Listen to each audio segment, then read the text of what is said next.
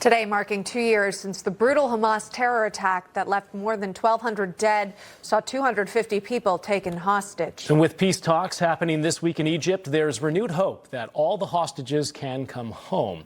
With President Trump working to make sure that both sides come to a deal, Hamas has agreed to release the remaining 48 hostages they are holding, dead or alive. An estimated 20 living hostages are still in captivity, enduring starvation and torture. Behnam Ben Taleblu is a senior fellow at the Foundation for Defense of Democracies. Bill Connors is a retired colonel with the U.S. Army Infantry. Great to have you both here. Behnam, I'll ask you first. It seems like we're close to getting this deal done, maybe getting the hostages back. That's a big part of this. Your takeaway from this, will this in fact happen, or will potentially the talks break down, given that Hamas has not been true to their word?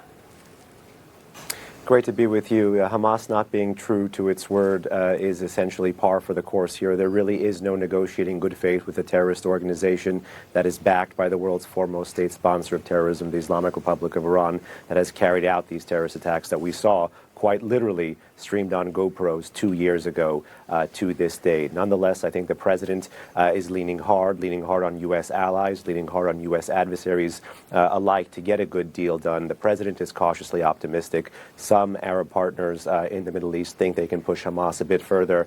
But again, this is going to be really down to the wire and close, but no cigar at the moment. All right. As we watch and wait to see what comes from Cairo, Iran is apparently intrigued by the discussions. And we've got this statement here. This is via the Jerusalem Post. But Iran says it supports any initiative that ends the, quote, the killing in Gaza. This is in response to President Trump's plan for Gaza. According to the foreign ministry spokesperson, Iran warning against what it calls the proposal's dangerous dimensions, Israel's obstruction of peace efforts, and alleged failure to honor past commitments. So this is clearly seen through the Iranian lens here, Bill. Your thoughts on Iran's impact on these negotiations? No, it's quite interesting that, Iran really pushed this whole thing. They helped train the Hamas terrorists. They help coordinate the Houthis and the Hezbollah, you name it, against Israel.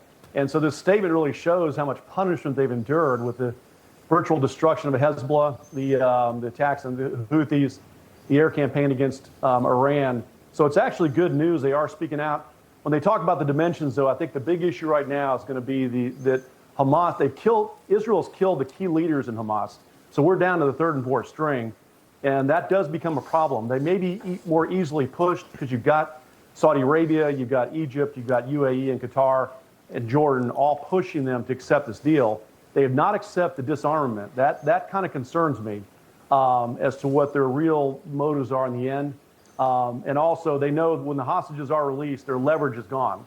So it remains to be seen if they're going to actually do that. That's even though they're receiving 250 true criminal Palestinians. So I am cautiously hopeful. The statement from Iran tells me that we really did a number. Israel did a number with, obviously, our alliance in the end against Iran. Iran wants us ended at this point. They failed in what they were trying to do. But I don't trust the third and fourth string Hamas folks. It remains to be seen what they end up doing. But the pressure from the Arab allies will be important. That's a good point, Colonel, because that's something President Trump also said, that he's optimistic that this could be the turning point, given that the Middle East has seen this differently now, including Iran, to your point. Watch.